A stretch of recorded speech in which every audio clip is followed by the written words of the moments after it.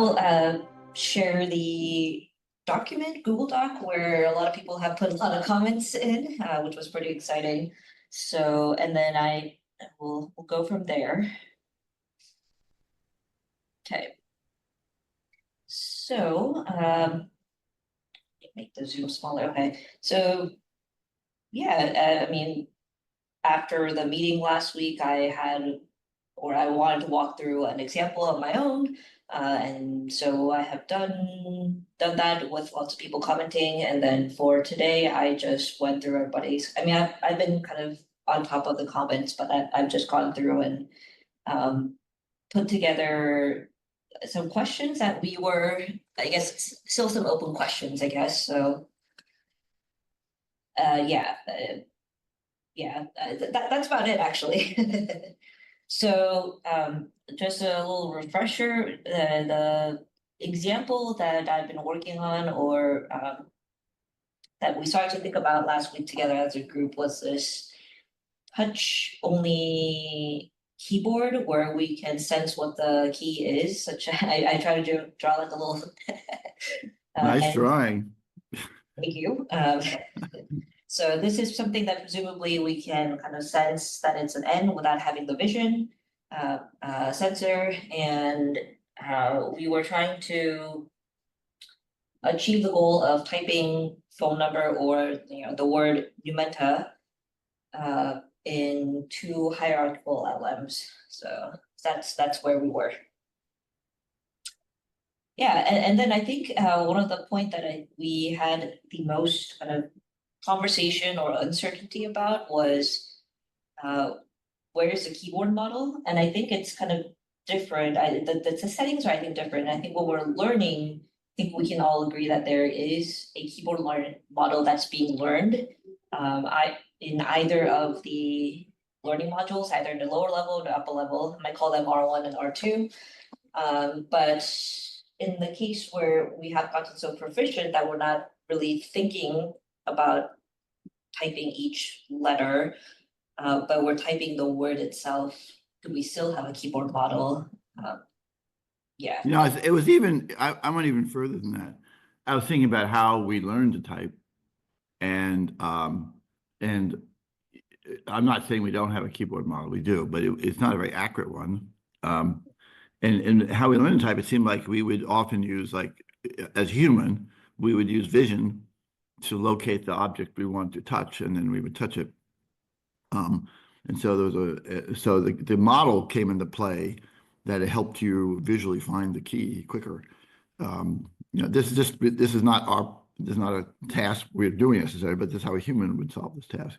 So the keyboard model wasn't even essential for a human to do this. I mean, the hunt and peck idea is you hunt. You just look around, you find the key you want, and then press it.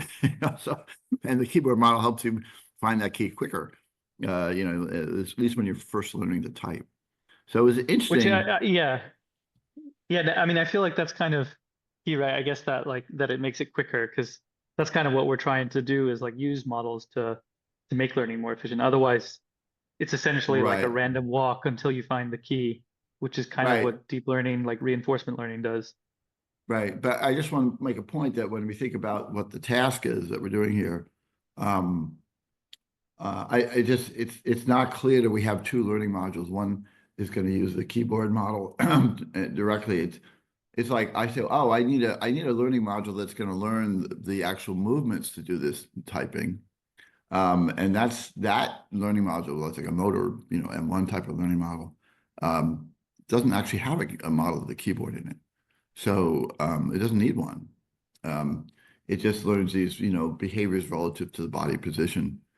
So that was the insight I had from this. It was like, oh, wow. So I'm not saying we get rid of the learning module, but I'm not sure it fits neatly into two. I mean, get rid of the keyboard model. I'm not sure it fits neatly into two learning modules. That was my conclusion from that little study there. Like you need a word model. You might, if you want a keyboard model, but then you also have to have the actuator model, which doesn't have the keyboard. I don't know if that was clear in my little write-up, but I felt like, wow, that's a surprising realization in my case.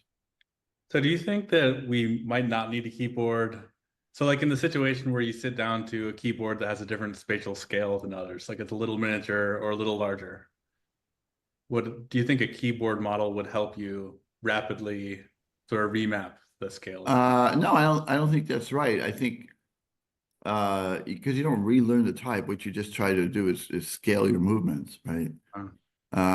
You assume you're still touch typing with two hands. Yeah. The more logical, it's not like, oh, this is a new keyboard, I'm going to relearn it. Let's go back to my keyboard model. It's more like, oh, these are the physical movements I usually do to make these things. They're not working quite right. And you can scale the whole thing. We've talked about this in the past. There's ways of scaling, object models and behaviors. And so that, I think the more logical thing is you have to just apply a slightly scale factor to the whole thing. And then your movements will be slightly less, something along those lines. But I don't think you have to go back to the keyboard model because I don't do that. I mean, if I'm just not typing right, if something's wrong, you just, not by looking at, studying the keyboard or thinking about the keyboard, you just sort of just move less, that's how you do it. It almost seems like the typing part is a model-free policy at this point. Like we're Right. not really using the model anymore to do the typing. But then if we do use the hunt and peck strategy, then we switch back to a slightly model-based policy because we kind of use a rough model of the keyboard of like where are the letter keys to kind of constrain where we look for them. Right. And also, I think that's right. Although I wouldn't say that it's model free, the motor behaviors. It's a learning module. It's playing back a sequence. It's more like playing back a melody, It's playing back sequences of physical movements that it learned, that it was exposed to over and over again. So I could say that when you're typing a word, there's a model of how to type the word. It just isn't a keyboard model, and it isn't a word model. It's just like, the motor system is given like, okay, it's time to execute this, sequence, and go ahead and do it.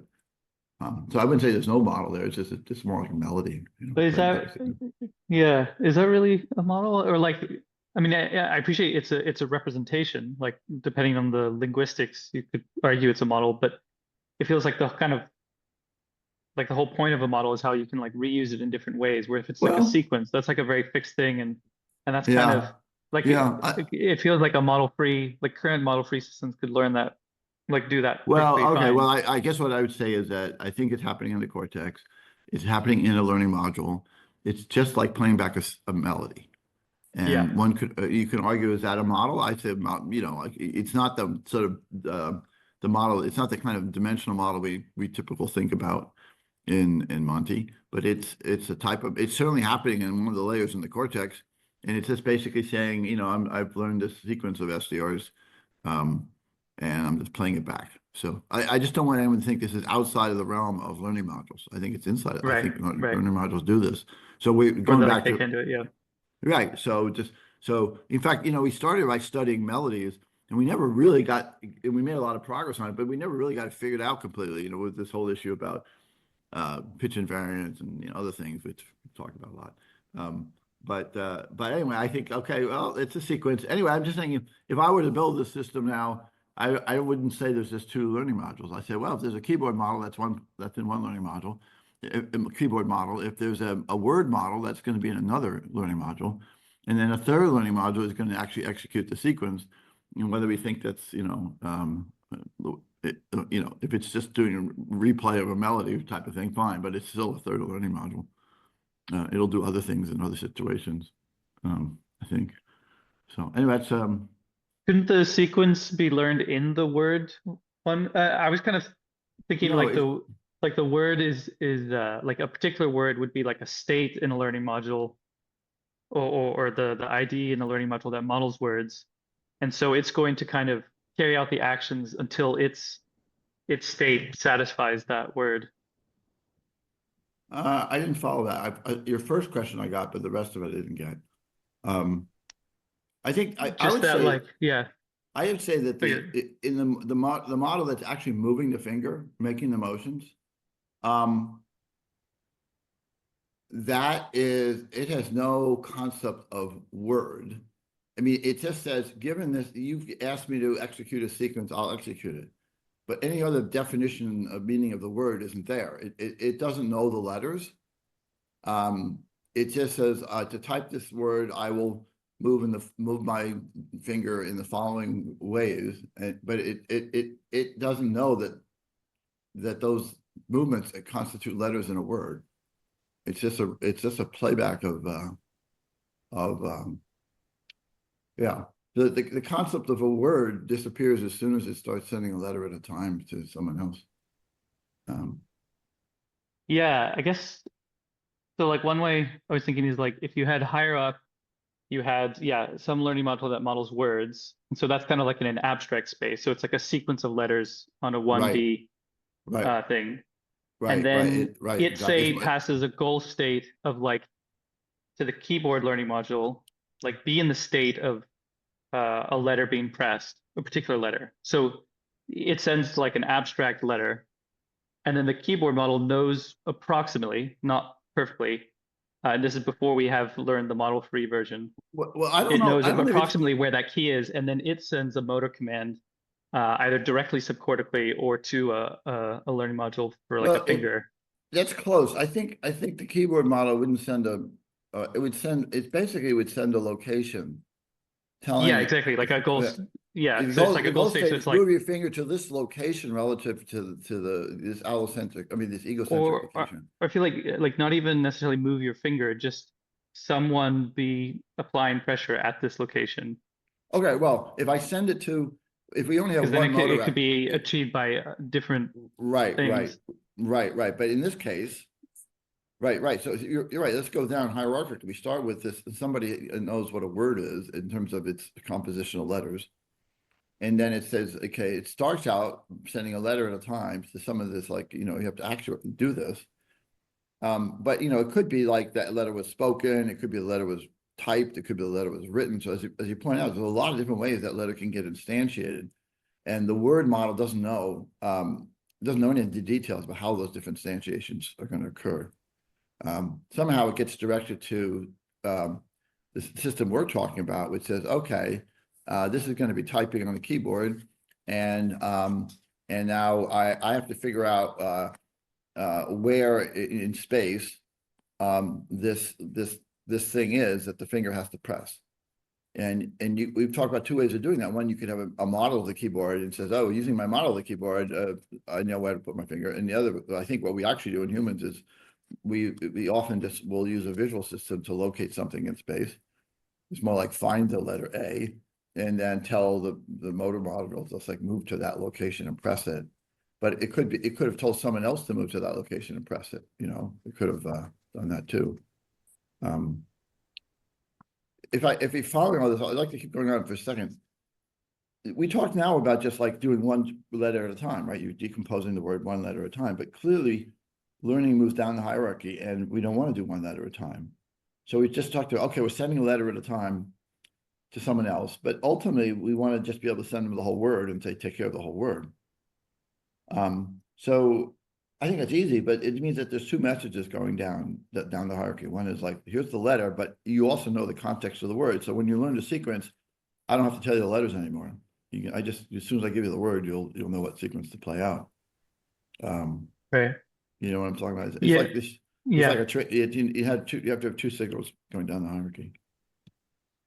Yeah, and I guess I was just thinking when with the way it was described, like with the hunt and peck, I kind of feel like that could still, like that's still probably supported by the keyboard model, but Right. the goal state it's sending rather than apply pressure here is like look like or rather move sensors here to confirm my hypothesis that this is approximately where the letter is, and then you would saccade there, see what there's there, and then that would kind of that keyboard model would then be basically updated based on Maybe again, I was impressed by how poor our keyboard models are. I used to think, oh yeah, I have a perfect model of the keyboard, but it's really not at all. I mean, the whole system could work without a keyboard model.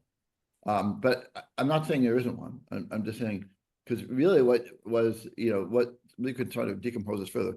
somebody says, we need to type this word. Here's what, let's do it one letter at a time. And then we decide we're going to do what this means, meaning it with a finger. Then if someone, it's basically what the system does is, okay, I have to find that thing. I mean, you could use a model, but this seems like personally, we don't do this very well. But we have to find where that thing is, locate it in the space of the hand, and tell the hand to move to that location and press. So in the end, the hands part and the finger part doesn't actually know that it's typing an A. It's just being told to go someplace in the context of some word. It's given the context of a word which it doesn't understand. It's just some SDR. And it says you can go to this location, then now go to this location, and now go to this location, and now go to this location. And in this context, you could, if you do this enough, you'll learn how to do these things in sequence. So if I just give you the word, I don't have to give you the letters anymore.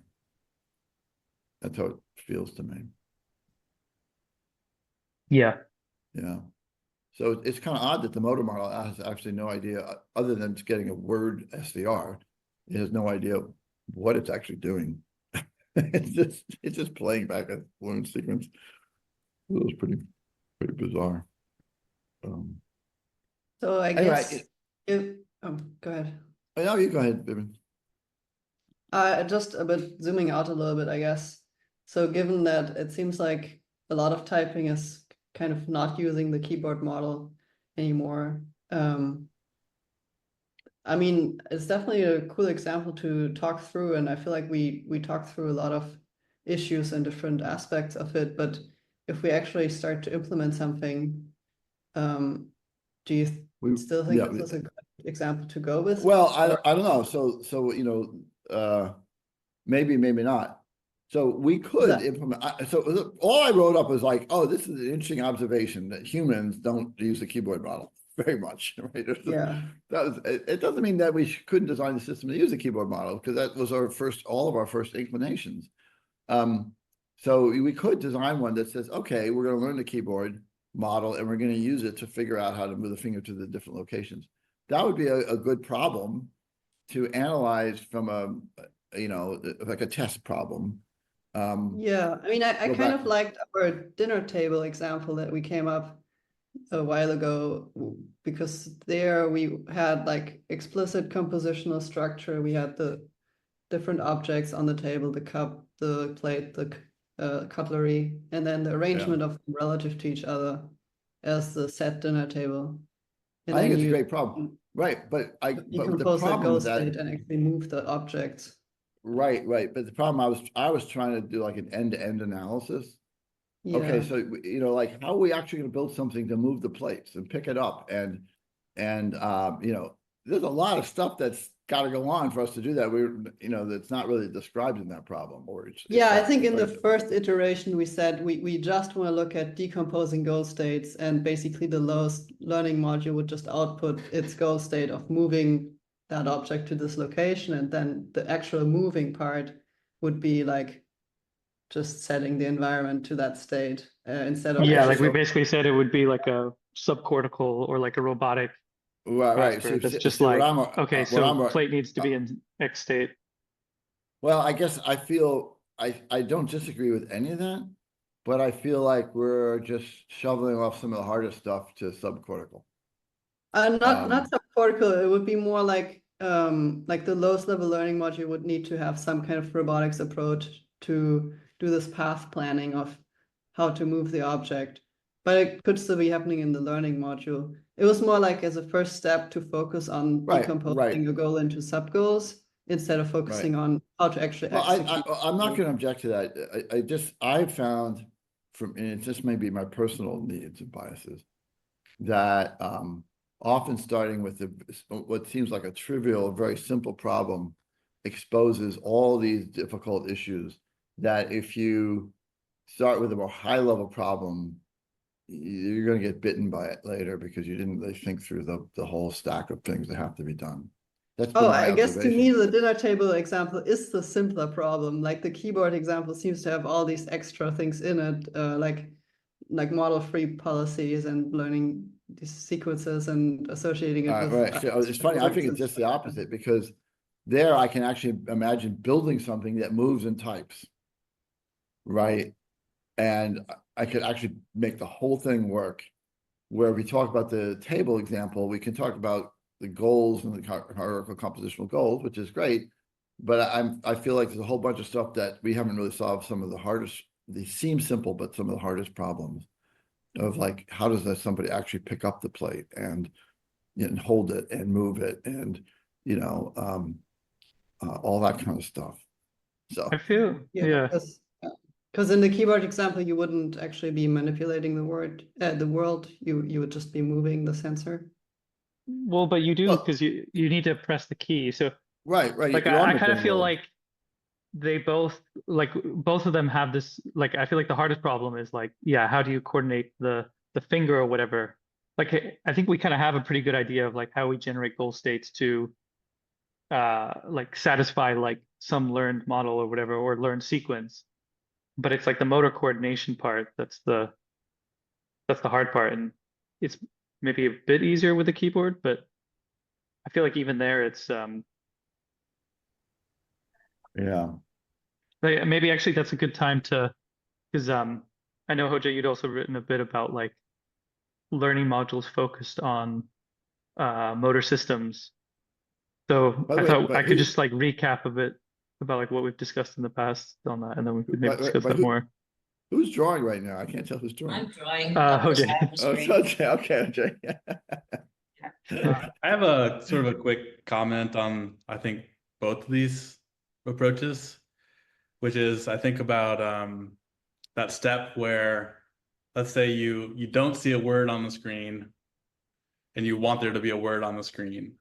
And it's this mismatch that drives something, right? I don't go there. What mismatch drives something? Where's there a mismatch? Between the current state of the world and the goal state, which is to have had that word typed. Okay, I would use the word mismatch for something else. To me, a mismatch means I actually expect something to happen and be there and it's not there, versus that's not the same as saying, oh, I want something to be there. That's not a mismatch to me. That's a desired goal state. It's not like something's wrong. I don't type a word because it's wrong. I'm thinking of it as mismatch because the action is what brings those two things into alignment. Like even if like my goal is to have my hand up here and it's here, it's the distance. I don't see you because I'm not looking at things. So hand here versus hand here, even that's something that simple, I can compute the difference between what I want the goal state to be and the current state and use that to guide the actual motion. So I'm just minimizing. I guess I would just personally, I wouldn't use the word mismatch. Okay, I can reframe the vocabulary. It's like, it's like that's like I have a current state and a desired state, and how do I get from the current state to the desired state? A mismatch. We've always used the word like a mismatch to mean there's an error. Your model is incorrect. You had an expectation that's not correct. This is not the case. This is a case where I have a goal state, a desired state, and I have to calculate how do I get from the current state to the desired state. Maybe discrepancy or just difference. Why is it? It's just a difference in representations. There's a desired representation, and then there's the current actual representation. I just think it's more. It's not a discrepancy. It's just like if I'm in my kitchen, or I want to go in my kitchen, and I want to go to my living room. It's not a discrepancy. It's just I have a goal, and then I say, where am I now? And then how do I execute to get to that goal? It's just is. I think what Scott you're just getting at is like we can take a difference between these representations. Right, right. But that's the calculation that's done to achieve the goal state. Yeah. It's not something I measure. It's not like, I mean, yes, I have to determine what that delta is, but to describe it as some sort of error or difference, it's more like, how do I get from one location to another location, from my current location to a desired location? I just don't think we should call that just a discrepancy. I mean, it is a difference calculation, sort of the reverse of path integration. It's the inverse of path integration. Like, how do I get from point A to point B? I calculate that. Yeah, it's kind of a difference, but whatever the term is, like the next step is really critical, which is that we've assumed at this point that we just know that the cause of letters going on the screen is key presses. at some point you have to learn the causes of the things that change in the world. So in this case, you know, pressing keys or moving things on a table. So I wonder if when we actually train a system, we would actually kind of need to have these like exploratory periods where hands are just moving objects around on the table. You know, even if there's no goal or whatever, in order to create that association between, you know, hand on object moving around. Now we have like a cause. We know what type of motor action in the world creates the desired, creates changes in states. So yeah, that part seems kind of like. Well, it's interesting. Like Niels talked about this a lot. Like, well, you know, if I just want to move something, I want to move the fork from one location to the other. That's like a, you know, you could say this the cause. It's a direct movement type of thing. When it comes to typing, it's a little weird because it's not clear up front that if you push on this key that a letter will appear someplace else. You know, that's not something you can just learn by exploration too easily, right? And we don't just sit children in front of a keyboard and say, just play with it and see what happens. What children do, like pick up objects and move them around and learn. That's like a direct cause and event. The key typing one is weird. It's like you have to do one thing here to get something else to happen over there. And the thing, like if I press this key, the thing that happens is not tactical, it's visual. Right. You know, so you know, I was thinking like, well, we don't just play around when we learn to type. We have an instructor or somebody sits there and says, you know, this is a keyboard. When you press the key here, you have, you know, the letter appears here. Someone has to tell you that. It's not. Yeah, so I guess firstly, yeah, I think that's a really interesting point to bring up, Scott. And yeah, I agree, that's definitely important. I think, yeah, I guess this one's like, in terms of someone instructing you, I agree, like that's how it normally happens. But I guess in principle, a human who's put in a room with like a, you know, say a 15th century person who's never seen a typewriter or a keyboard, like they may go up to and start interacting with it and then discover that kind of effect of that action. It definitely doesn't take long for a kid to figure this out. From right. I mean, Linked is just potentially before an understanding of language, right? Right. Well, I'm just bringing up that a lot of these cause and effect things are multimodal. Definitely. It's a weird thing. And in terms of, which also makes it interesting, like how you verify the effect and how that gets integrated is another complication. Yeah. I think this idea of this multimodal stuff is actually going to be really, really important in our goal-oriented behavior, because I mean it came up already in the typing example. Like, you know, you visually locate the key, then the visual system says where to move in body space, and then their finger decides to move there. The same thing, you know, it just seems like all these things, like there's a lot of things in the world where you take some action and you do some physical action and the result is completely elsewhere, different, you know. And so it just brings up the fact that, you know, a multimodal example might be important here to do these things. Like when we're doing the plate, rearranging the table, you know, do we have a body that's moving things and a you know, a physical thing that's touching and moving things, and do we have a visual system that's seeing things? Probably, yeah. That's also like typing, right? You know, if I'm setting a table, I suppose I could learn to do it blind, and blind people do, but it's a hell of a lot easier to do it visually, right? You're visually deciding if the plate's in the right position, and the vision system is guiding the hand to move things a little bit this way, a little bit that way.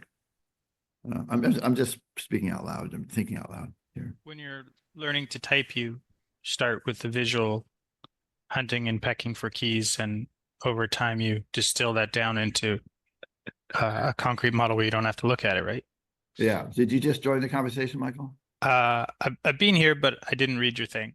Okay, all right. Yeah, that's what we were talking about. That was your exact example. Yeah, exactly. The hunt and peck is like you hunt and find a key. The visual system locates it's worth walking through these a little bit, even if we don't do this example. The visual system says this is the thing that needs to be actuated, and at that point, a lot of different body parts could do it, right? you could use any one of your fingers to press that key, or you could use your nose or a pencil or, you know, And you your do elbow. when you're learning, right? Like you use your dominant fingers initially Well, until someone right. forces you to not use them. Right. That's what I wrote. Like it's the training. The training is to say, don't use your index finger. Yeah. Right. You have to use some other fingers, which are not usually very good at things like this.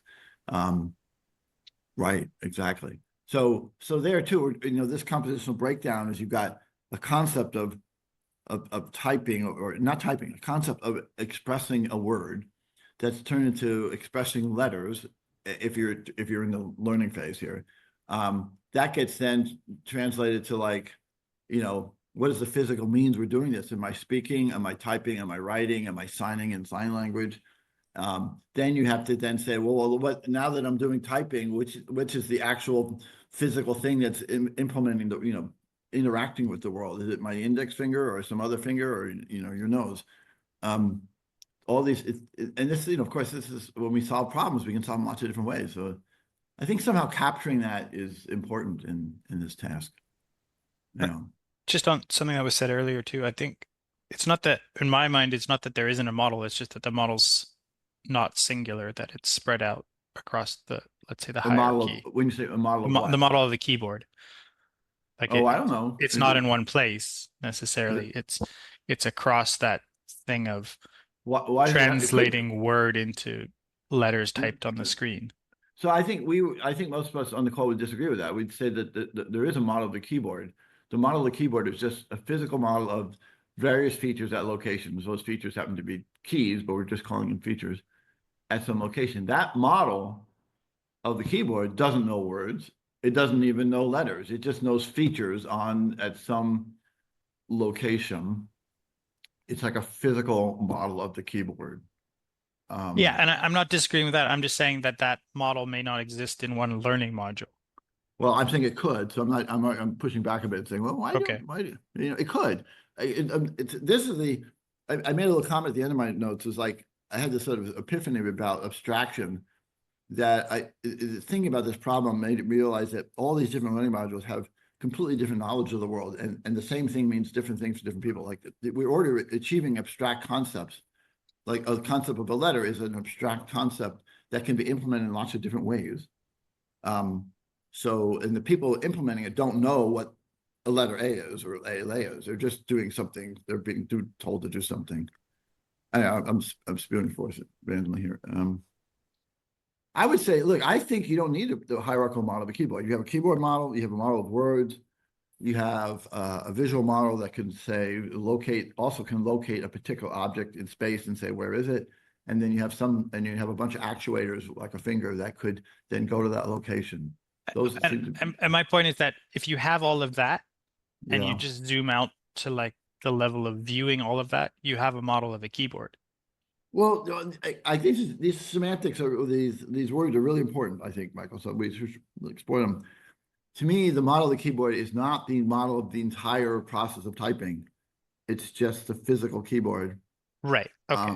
And if you want to say we have a model And so of typing, you're saying we can have a system that lets us do the physical processes of typing without having that physical model of the keyboard. Instead, we have models of how to move fingers. Right. But yeah. let's okay. go And back I'm to agreeing.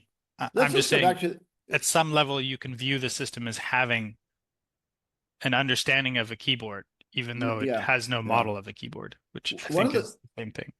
Right. One of the things about the thousand brains theory, or this whole cortical column theory, is that every learning module builds its own models, right? And they're self-contained. Like the models that a cortical column have to be self-contained. They don't have to be anything else. They're not a model by definition. We're going to define a model is something that's inside a learning module. And then these models can be connected together in hierarchical ways. But even if I have a compositional structure like the coffee cup with the logo, the model of the coffee cup doesn't know the logo. It doesn't know anything about logos. It's just a feature. That's some bits. It doesn't have any idea what that feature is or what it means. It just says at this location on the cup there is something that someone's told me it's this vector or this SDR. I was just saying, it's maybe kind of worth revisiting on that point. Like one of the key points of the cortical messaging protocol is that like we don't pass whole models as information at any point. Good Like point. Right. Good point. that we pass objects at poses, and so that's just kind of key. So like one learning module can't be like, oh, by the way, I have this model of a keyboard or whatever it happens to be. Like, do you want to take a look, kind of thing. Right. It's right. like it can only send these Right. objects it poses, but composed correctly, that's very flexible. Right. Right. And it actually like helps constrain it. It's a Right. somewhat custom vocabulary. I'm not saying that you should change it. I'm just saying it's slightly Well, counter maybe. to what like the deep learning world would view as a model, Right. where the Right. whole Right. system right. represents the model. Right. I think you're right. It's exactly, you hit a nail on the head there, Michael. We could call it custom vocabulary, but it in the language of brains and thousand brain theory and Monty, models are things that learning modules do.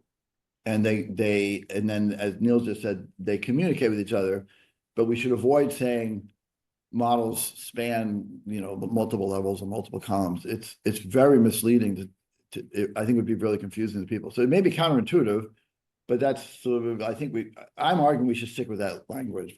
We should be very precise about it. I guess my thought was just this is where every time I reread the Thousand Brains thing, I've come to a new perspective. Yeah. But that seems like key stuff to say in a glossary. Maybe, right. There are a lot of counterintuitive ideas here, right? So, we all struggle with it. I struggle with this probably more than any of you guys did. So, went through all these same things. Anyway, that seems important to me. We have to really think about these learning models as isolated units. They contain their own models, but they're self-contained. And how do they work together is the question. Anyway, so nobody else knows about a letter outside of the model of words. After that, everybody else is because those letters could be different things in different instantiation.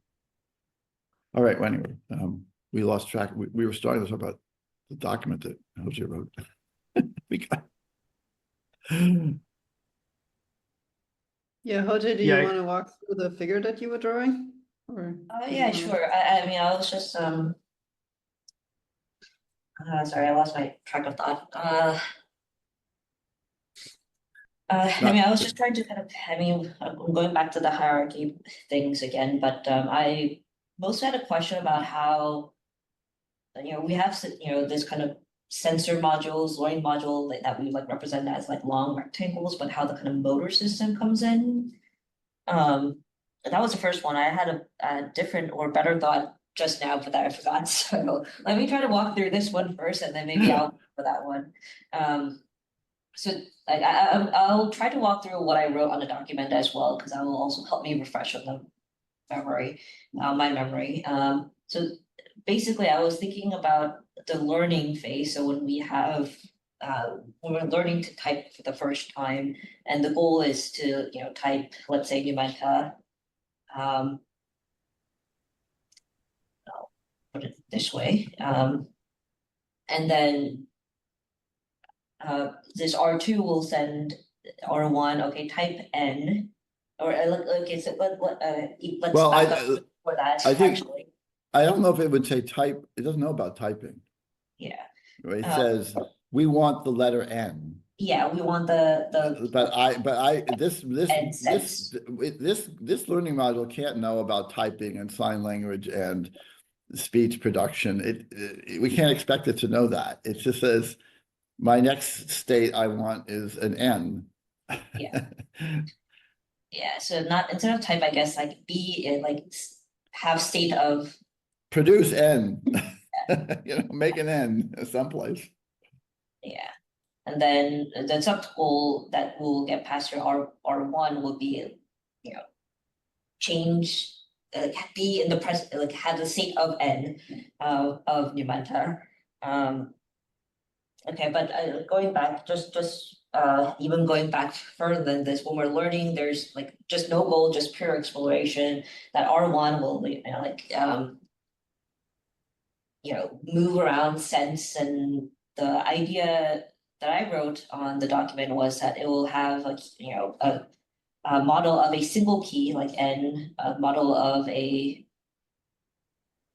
single key N, and then like a single key U somewhere out there, single key M somewhere out there. And then, but So this is a keyboard model. This is the R1 is the model of the keyboard. of a single key, A not single keyboard. key. Yeah, I I'm don't not know that. sure. Is this for a 3-level hierarchy? Is this below the model of the keyboard, or? I'm still thinking about just 2 where we're just exploring. No, there's no goal. It's just like I am just moving around in space and I'm sensing N, I'm sensing U, and I'm sensing M, and putting it into my memory. But then And then that would make, like, are you storing these keys at locations, or are you just storing features of the keys themselves? I haven't really, I know that you made a comment about the locations. At first, I thought that I was storing them in their like locations as well, but it can't do that, right? So but I think it comes together as a keyboard when we have the goal of now I want the state of Numenta, and when R2 tells N, okay, create N or like sense N, then somehow the motor system, I'm just assuming that somehow the motor system will know like where to go to press this N, like for now. For that, it needs a model of the keyboard to store where the key N is, not just knowing how the key N feels like, because like the keyboard might be anywhere in the world. You have to know where the key is relative to the keyboard to be able to move there, right?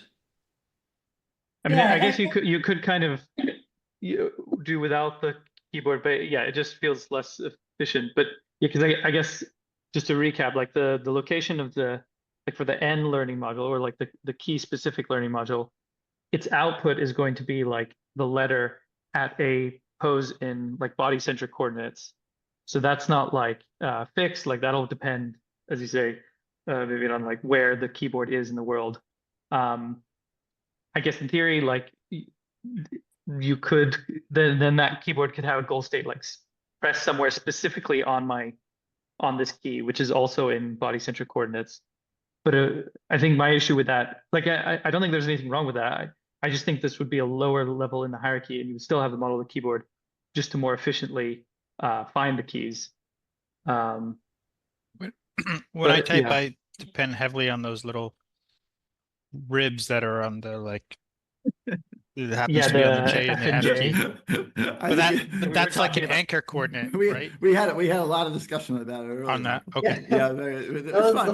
We can bring it up again. But it anchors in body centered coordinates where the Right. keyboard is and where your Right. finger needs, where your relative finger moves are. Right. This is the clue but when you learn to do rote things like typing, that you do it all in body centric coordinates.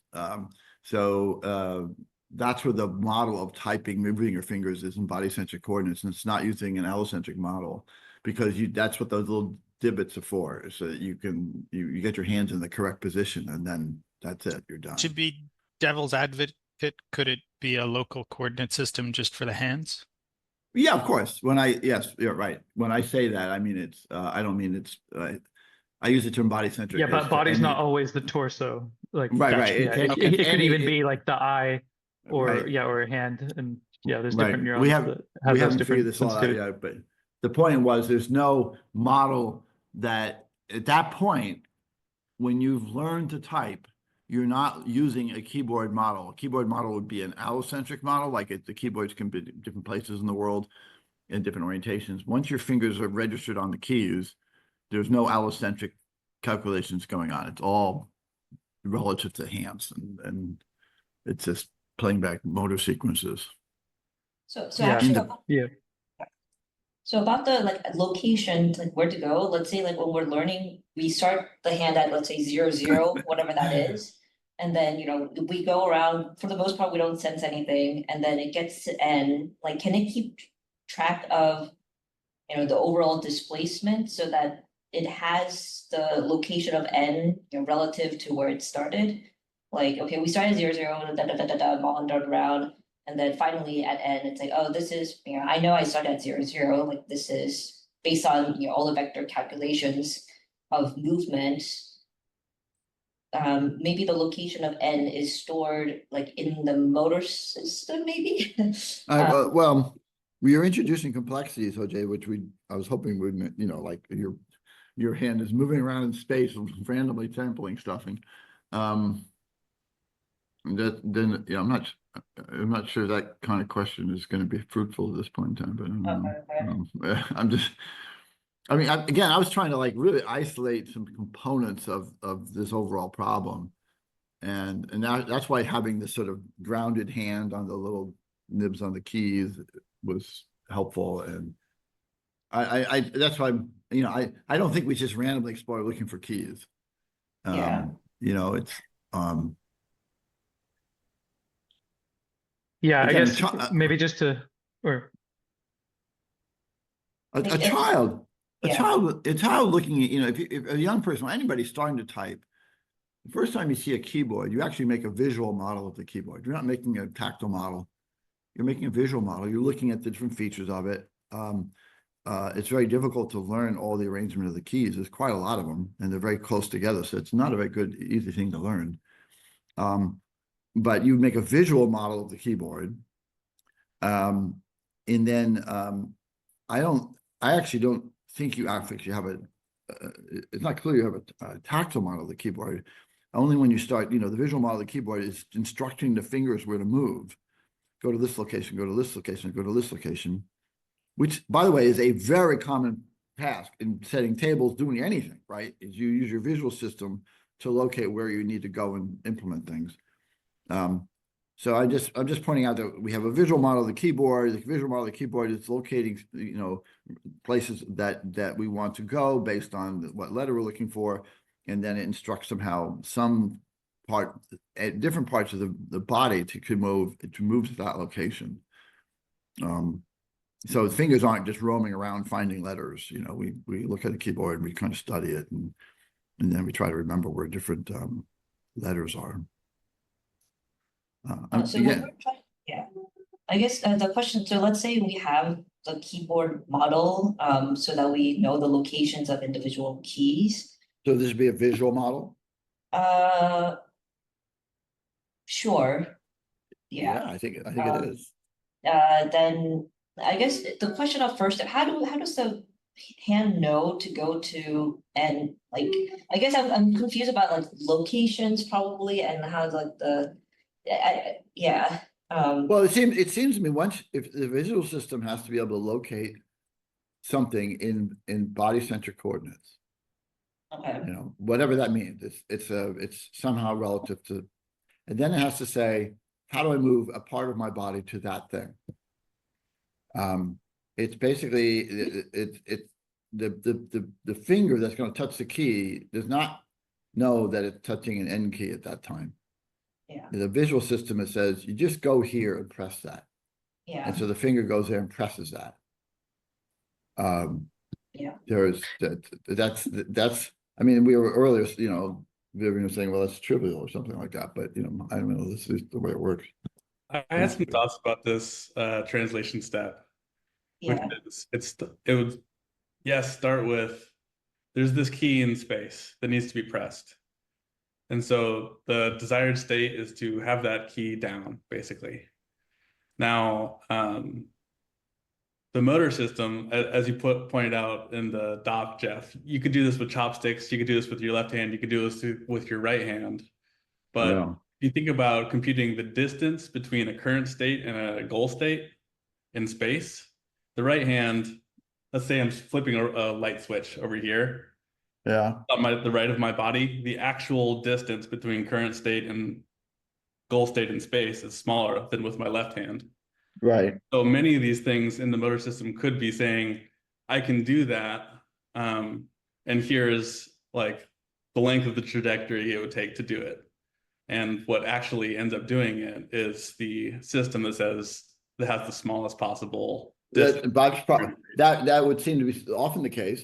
but you can then again, you're going up, you know, to the thing, and now you're holding a coffee cup in your right hand, and so then you don't want to put it down, so then you reach across with your left hand, right? Yeah. These are all. I mean, it feels to me that it's pretty obvious to me actually that if you have that somehow the body can say I've located a point in space. I'm not sure what it's relative to yet. It's some body-centric coordinate, and then I want to say, what is the trajectory from a part of my body to that point? It could be from my right hand, my left hand, it could be my foot, my toe. We're able to do this very quickly just by thinking about like one part of your body on some point in space, and then you know then your body knows how to get there. It sort of calculates this automatically, right? Yeah. And so you can reach with one hand, the other hand, you could use your knee, you could use your elbow on a doorknob that has a lever, you know, all these things, you know, it's Yeah, I don't know, like, let's say you do consciously make a choice to use your left hand, even though it's further away. Maybe you have a coffee cup in your right hand. I don't know how to think about that yet, but if I just think about like the typing case where like the letter U is closer to my right index finger, you know. Well, that's what most people do when they hunt and peck, right? They use Right. just the two index fingers, whatever's closest. Yeah. So just thinking about. So yeah, if I'm just thinking about if we are actually trying to implement some system, this is like a potential mechanism that you could use. You're just computing like deltas. Like I can get you in that state, but I'm X distance away from being able to do it. And this column says I can get you in that state, and I'm Z distance. Right. Certainly. And the question is, what is the policy for deciding this? You know, I could tell you, I could say, Scott, your job is to type everything with your left pinky. Okay, I can do that. Right. Right. That I don't know. Say, well, you'd be slow, right? You would go around and go, you know, look at each key as you do, just like hunt and peck, but you use your left pinky. And then the question you're bringing up is, what do I naturally do? What's the first thing maybe I pick the thing that's closest, or maybe I pick always my right hand, even if it's not closest, because it's more dexterous. I don't know the answer to that question, but clearly we can do it with any body part, right? There's no question we can do it with any body part. Yeah, it feels like it's natural that like the goal state that's like, okay, someone is pressing here or someone is picking up here or whatever, you know, you project that widely, and then I think that's you know, it's intuitive that if there's like a low kind of delta or whatever, then you know a learning module might answer that. But in general, it seems natural that like a learning module, when it receives a goal state, because it knows the models it knows, it has some sense of whether it can basically achieve that goal state. And so if it's in the state of like, well, I'm already holding something or whatever, like it's just not going to answer that. That feels like maybe the like slightly more unconscious, like why you would use one hand rather than another or whatever. And then in humans or whatever, there's probably some like prefrontal cortex that recruits the basal ganglia or something. If you want to specifically say like, avoid using this thing just arbitrarily, like that's more like inhibition rather than it's like, oh, I can't answer that call. It's like some other part of the brain that's like, don't use these things. Well, this brings up a really interesting mechanism, right? So imagine we've said over and over again, we're saying, okay, we're going to try to express a letter, and there's all these modalities. Right? You can speak it, you can sign it, you can type it on different types of keyboards. There's all these different ways you can do it. I could even say, I said, my hands are busy, Niels, would you touch the end key for me? You know, that's another way of doing it. And so you can imagine that there's this sort of big fan out, or not a fan out, but this message must be transmitted to a lot of learning modules in different modalities. And somehow the brain is able to either direct it, somehow it's able to pick one. Like which one am I supposed to use right now? Am I supposed to speak the letter, or am I supposed to type the letter? I mean, it's kind of a mystery. It's like, you know, we have these abilities to do all these things, but at any moment in time, we're only doing one of them. And then we brought the situation, even if I'm trying to do one of them, there might be an obstacle which forces me to use another one. I think that's got to be part of the architecture here. The overall architecture has to include this idea that there's many different ways you can implement this particular task. And then there has to be some sort of policies about deciding which one we're using right now. So I'm just adding this to our list of things we might want to solve, in a particular, as we get into this problem, is we might want to have at least two ways of implementing the same goal of letters, or whatever it is, Yeah, like I guess if we were gonna try and implement the keyboard thing, it might be useful to say like, okay, we've got a left finger and a right finger. Right. And then so that's like the simplest version of like, and then we only learn with the left finger or the right finger, but the left finger is, so that eventually develops the model free one. I think, but the left finger is also able to respond, and then so we kind of show that, okay, if you inhibit the right finger or the right finger cannot respond, then the left finger can be recruited. So let's get back to some sort of action policies to decide which one to do. But I think having the ability to switch between these would be a key component of any goal-oriented system. And whether we call them two fingers or just two actuators, it doesn't really matter. They're sort of independent means for doing this. Yeah, I think that's pretty important to have that in there as part of the solution here to this. It strikes me from an earlier comment that like these sort of seemingly basic things of moving limbs and sensors around in space, solving or searching the space of possible things for the one you're actually going to execute, dealing with constraints of space, and these are all fairly big problems in robotics. Right, and we're going to solve them. Like, and I'm just saying, so like getting these basics right, and even as a human, before you never, or maybe you can, but you probably don't learn to type at less than 5 years old because you need a whole lot of just learning about how things in the world are connected, learning how to move your body, etc., solving some of these lower level problems of just locating limbs in space. Right. We have to be a little bit careful. Just a little tangent here, Michael, but a large part of why it takes humans so long to develop is that our bodies are changing during that whole time. We're growing. And so all anything we learn changes the next month when you're bigger. You kind of have to relearn these things over and over and over again because your body is changing.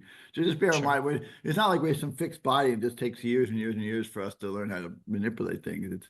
It's like everything is changing. The brain's growing, the body's growing. So I think we can assume that I think we can shortchange that somehow. We can come up with problems where we've endowed the system with some abilities that aren't going to change, that are sort of baked in, model free, subcortical stuff, whatever. I don't know. Yeah, that I would counter that with sort of the example of the deer that learns to walk in an hour or two.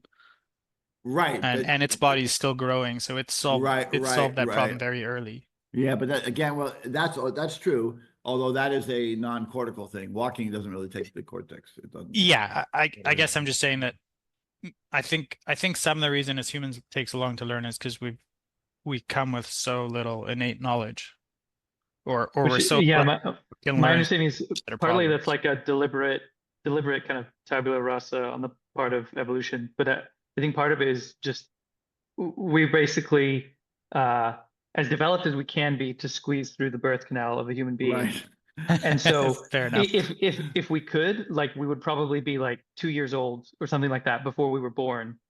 And that's kind of what happens to animals. Right, that's a good point. But our brain can't, like our skull wouldn't fit. We can't. A 2-year-old, so it's 2-year-olds run around really well, as I know. Yeah. But Okay. so That's a good way I to think a think lot about of that development happens in utero. That has to happen kind of afterwards for a human. And my bigger point is like maybe rather than worrying about keyboards and it's a good end goal and a good way to think about this. Maybe it's the simpler, the more narrowly focused problem of just like moving a finger to a point in space. Okay, my preference would be to say that is a subcortical. Well, no, you have to. The actual coordination of muscles to move anything is really complicated, and a lot of that's subcortical. And I think it's okay for us to, assume that we don't have to learn that.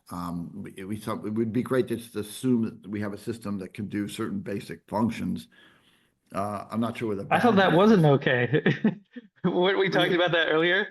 Well, no, like things But- like to move a finger, it requires lots of different muscles that are Yeah, the contracting. coordination of the limb and Right, So right. I'm just, sort of I mean, the inverse kinematics part we can say is right, subclinical. right. But the constraint solving, I feel like, you've got to move your finger to pick up the glass, but there's a wine glass in the way, so you've got to Oh, go well, around it. that's definitely cortical, right? So totally, right. We have to solve that problem. yeah, Well, this is that would be kind of like a scene level understanding. well, of, it's also like but yeah, I mean that doesn't easily solve it because you have to have an understanding of like where your arm is in space and what space it takes up and stuff like that. So right, and that's almost all done visually, right? You don't if I'm so much of what we do is we locate things visually and then we move our limbs to those locations. And the visual system is verifying that we're doing the task correctly. So that has to be sort of part of this, or almost certainly has to be part of this kind of problem solution we're looking for. Is like a first person shooter a good starting point, simple model? You've got a target on the screen. You've got to adjust your cannon to move the target on the screen and fire at the thing you're I don't trying know. to hit. I think we're looking for tasks that can be solved in different ways and have compositional structure to them. I mean, Neil's example of making coffee is there's a multi-step, task decompositional problem, which it seems to me much more easy, much better than to say, hey, can I, you can train any neural network to be a really good first person shooter. Doesn't take a model at all. You can just run it through a deep learning network and But to achieve it within this model system, and then I mean I think the coffee's a good yeah. The coffee's a good one. Another. Yeah, go ahead, Jeff. Oh, yeah, just another twist on the keyboard example that I've been thinking about that might simplify a few of the problems or at least with the keyboard, it feels like we're very, very trained on typing the keyboard already. So just as another thought example could be to think through playing the piano, where you also have a keyboard. Whenever you press a key, you hear a different note, so you can immediately tell which key you pressed. It's pretty clear that we have a model of the keyboard because it has a very repetitive structure. But still, like if you need to play a new melody, it's pretty much a slow process. Like even if you have sheet music, it's pretty slow in the beginning. But then if you've practiced it many, many times, you can play the melody very fast, similar to how we can type words very fast if we know the words, versus if it's like just random sequence of letters, like Scott posted that example, then we are much slower. So maybe that's another. I think the keyboard example is almost identical to, I mean, the piano example is almost identical to typing on the keyboard. It to me, it has all the same attributes. Yeah, it's just a bit less model free. Like we're less practiced at playing it than we are. Unless you're a piano player, then it's not the case. So, it always struck me as odd about playing piano, which I've done on and off over the years, is when you get good at it, it's like in language, a word we kind of know. Oh, well, I know a word. I know all these words. A word's a word. And on the piano, the structure that you learn that's equivalent to word is it's a little bit more flexible. Like the better you get, you can see some sort of an entire bar of music that has maybe some sort of there's various riffs that you learn, and you see the whole thing at once. So a really expert piano player can just look at several bars of music and recognize it as something and play it back. They don't have to think about any of it. They don't have to think about all these thousands of notes on the page. They just look and see this whole structure as like a very complicated word. But it's not. But there's many of them, and you just. I'm just saying it's very similar, but it's harder because the word equivalents you're learning are not well demarcated. you know, there's Yeah, I very just sort thought of, it was interesting to think through because it makes it easier for us to imagine like typing a new word, like how you would play a new melody right, or learn to play the right. piano. It's a tedious process where you use the model of the piano to figure out where you need to press next. And that's, I feel like, kind of where we want to start with the learning module, to use the model to like go to the correct key and press it. Well, I think, versus- I think the piano is identical to the typing on the keyboard. It's just more difficult. That's how I view it. I'm thinking about it right now, walking it through, and it's just like, it's got all the same attributes. All the same yeah, problems. that's why I'm bringing it up, because it's Yeah, personal. right. You know, yeah. Even like, you know, even if I gave you some new word you hadn't learned before, or even, you know, there's a lot of long words, so you may not have them all memorized as a single sequence. And what you do is you just go through them in a piecemeal, like a syllable at a time, you know. And piano's just like that too. But Not anyway, a I think piano player myself, but like the keyboard as a touch typer, I locate that little nib and I never need to look at the keyboard. I'm assuming as a piano player, because right. of the size of the keyboard and the fact that you're moving your hands sort of freely, you have to No, visually locate. if you're a beginner or intermediate player, the amount you have to look keeps going down, the better you are. A real expert piano player does not look at the keyboard at all. Stevie Wonder doesn't Even when they have make to a long. large hand movement. Right. Even when they make a That's large true. commandment, you can just look at them. They don't look at it. If they had to look, it'd take too long. Yeah. You know, They also have to be able to read the sheet music. but Right. they don't read every note. That's my point. They don't even Right, read but I'm every saying note. they don't have to look at the keyboard while they're reading. Right. They have to- Right. Yeah. Piano players, the good ones, they just, unless there's something odd, something unusual, different movement than typical, they would never look at the keyboard. That's quite that's quite impressive from a sort of robotic manipulation precision, because you have to make large moves with precision. Right.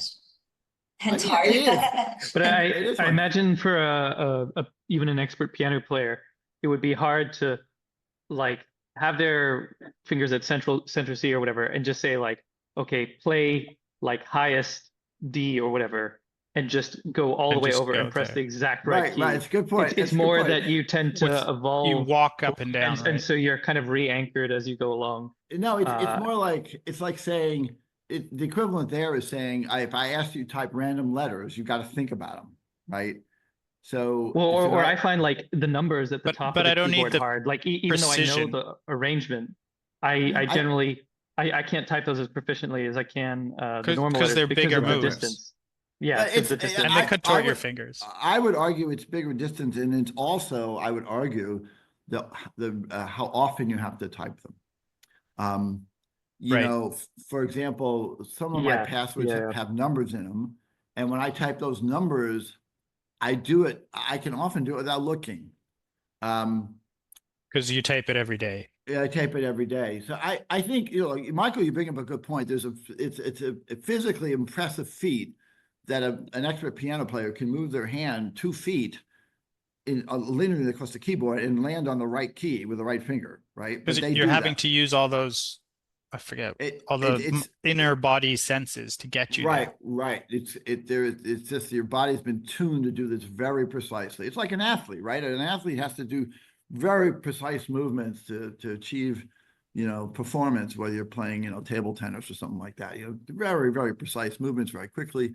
Yeah, I think in this case, I like this idea of like the long stretch out to hit a key that's far off. I think most pros are going to look to some extent, the quick glance if they're going a long ways.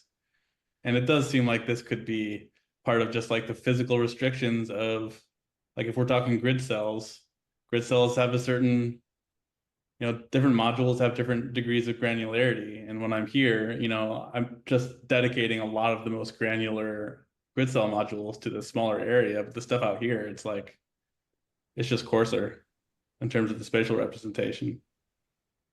Yeah, and also like the path integration gets noisy and you like your proprioception is just not that exact that you could tell, like if I'm moving my hand through space without feeling anything in between except for how my muscles are contracting, it's really hard to do that precise enough. So let's go back, from Monty's point of view, this is the problem we don't have to solve because, we're not building these things out of, muscles and bones and tendons and stuff.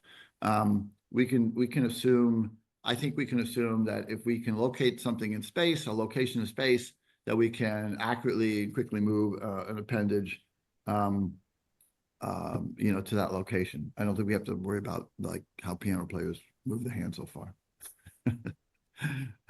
Which is kind of like you're moving a robot with high quality sensors and right. high reproducibility. Because that is almost certainly subcortical in a brain. It's probably involving the cerebellum more than anything, but it's not cortical. The cortex doesn't do anything precise, right? So I think we can avoid that problem. We can marvel at human ability, but we can avoid that problem here. We can just assume that if I can give you the location, we can accurately move something to that location somehow. Okay. What were you saying, Jose? I just said, okay, I just wanted to ask you, Niels, like, if you wanted to say something about the motor system, like 20 minutes Yeah. or minutes ago, you mentioned something. Yeah, no, that's right. Yeah, just because you brought it up in the document, I just thought I'd mention, that like what kind of the open questions were and like what we briefly discussed, which was, just how like, I guess the kind of key anatomy or whatever to recap is that like every cortical column and therefore every learning module has direct motor outputs. But those are in some sense going to be like potentially kind of primitive or like, that's of course like going to recruit whatever kind of that's connected to. And then I guess the other way to do some policy is the kind of goal state, which is probably like L6 top-down feedback going to other learning modules. And that's potentially kind of recruiting motor cortex learning modules, for example. And then those learning modules, or sorry, cortical columns and motor cortex would be modeling rather than external objects in the world, like objects of the body, like the structure of the hand, the structure of the arm, and things like that. That's of course a very like high level description, but anyways, it's like, that's kind of something we've talked about, but then how exactly you coordinate it is kind of gets to the difficulties we've kind of been talking about today. Like, like, okay, you've projected that goal state of like, I want pressure here. Firstly, there's the question of like, okay, well, how do we know which learning module answers it? But then if it's like, some really complex movement where it's like, okay, you need to wrap your arms around something and you need to press somewhere or, something like that. Like how did all that get coordinated? And Right. but I was thinking maybe like one example that I think could be useful is like just like grasping objects, which like we were talking about last time, how like for infants to learn to do just like the pincer grasp takes a while or whatever. But like, let's say you were given some like really weird object. Oh, actually, got the perfect thing. A piece of coral. So, nice. So now you want to grasp this or whatever. So, okay, I have a lot of subcortical policies so that I can kind of leverage to a certain degree. But let's say I was younger, I'm still kind of developing that or whatever. Like it feels like to a certain degree, like as long as we're doing it sequentially, that simplifies the problem a little bit. That it could be like, okay, you put one finger, another finger, another finger. We still need to learn the kind of cause effect thing that Scott was bringing up. Like, how do we understand that pressure is needed to grasp or like this will now enable us to manipulate it and things like that. But yeah, so that could be kind of model based directed that like, okay, there's a location in space that some finger needs to be there. And then maybe the model for the fingers, the direct motor output, what that could help with in this case is like, as I touch it, I might feel that like, oh, okay, this finger doesn't really have very good contact and that finger might then decide, okay, I'm going to readjust to get a better pressure or something like that. And so it might be kind of like a mixture of like getting your fingers basically into the course correct position is what the like sequential planning does, but then there's a degree of like direct motor output that helps you readjust. And then I guess then the final thing is if you do that a lot, if I had, for whatever reason, I wanted to pick this up every day, then that's where it becomes more model free, whether that's cortical or subcortical. And you just like your hands naturally form to that thing in parallel without having to think about it kind of finger by finger. Right. I mean, that's a perfect example. That coral is a perfect example of something that's so novel that you don't even know how to begin interacting with it. You have to think about it very carefully. Like, where am I going to put my fingers to pick this up? Which is exactly how it is when I try and play piano, because I never was good at playing piano. So I have to do like finger by finger. Right. Okay. Right. Yeah. Right. Right. Well, this is everything. This is the way typing is too, right? So it's really, I think we're getting at some really core ideas here that you've got, we have novel ways of expressing behaviors that require a lot of attention. We have to decompose it serially into, one step at a time. And then we're able to combine them quickly. I want to go back to this idea. I'm just stating it so I don't forget it. Okay. So just bear with me. This idea that what we have to pass down the hierarchy is both the specific thing that we want to achieve and the overall goal. Because you need the overall goal, so the subcortical, the next region down, excuse me, not subcortical, the next region down can actually learn a sequence of individual elements as one thing. So, it's not sufficient to pass letter to letter to letter. I also have to pass down, we're trying to implement this word, meaning just some SDR. It doesn't mean anything. It's just an SDR. This is the overall representation of the thing. It's just like the object ID, the goal ID, and then here's the individual elements in sequence. So that the lower region can now say, okay, I can handle the whole sequence my own. I don't, I'll just take care of the whole thing. So you don't have to think about it. That's what we do when we type. That's what we do when you key. Isn't that passing? I thought the sequence learning kind of happens at like within one thing, because otherwise we're kind of passing like two levels of object. We're passing like a feature and an object. Well, we are, because that's my observation. Because otherwise, how would if I learn a sequence? Let's say the sequence is A, B, C, D, okay, or numenta, whatever you want. The word numenta. I want in the beginning the word model has to say an N, and then a U, and then an M, and an E, and a T, and so on. But ultimately I want the lower model to do the whole thing on its own. But I can't know what that is. Just if I say type an N, it doesn't know that's the word numenta. It doesn't know anything. So I have to also tell it, hey, by the way, the context of this is this SDR. Don't worry about what it is, but the context is this SDR. We'll say it's the word numenta, but I'm going to pass you down the individual elements for it.